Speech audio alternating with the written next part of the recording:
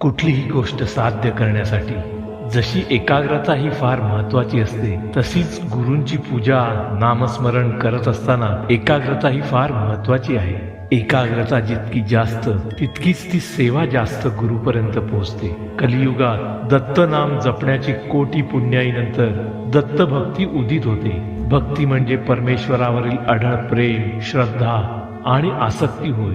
यात परमेश्वराचे स्मरण, गुणगान, निस्वार्थ सेवा आणि सत्य, प्रेम व आनंद या परमेश्वरी तत्वांना जीवनात आणण्यासाठी केलेले परिश्रम यांचा समावेश होतो. भक्ती हा आध्यात्मिक मार्गाचा एक महत्त्वाचा भाग असून यातून ईश्वराशी एकरूप होण्याची अवस्था प्राप्त होते, जिथे भक्त आणि ईश्वर यांच्यात भेद उरत नाही. भक्ती असायला श्रद्धा लागते, श्रद्धा असायला विश्वास, विश्वास असायला निष्ठा लागते, निष्ठा असायला प्रामाणिकपणा, प्रामाणिकपणा असायला संस्कार लागतात, संस्कार असायला दिशा आणि दिशा दर्शवणारे दत्त गुरु. म्हणूनच हा भाग्याचा क्षण सोडू नका. मुखाने दत्त दत्त म्हणा, हा जन्म नाही पुन्हा. दत्त दत्त ऐसे लागले ध्यान, हारपले मन झाले उन्मन.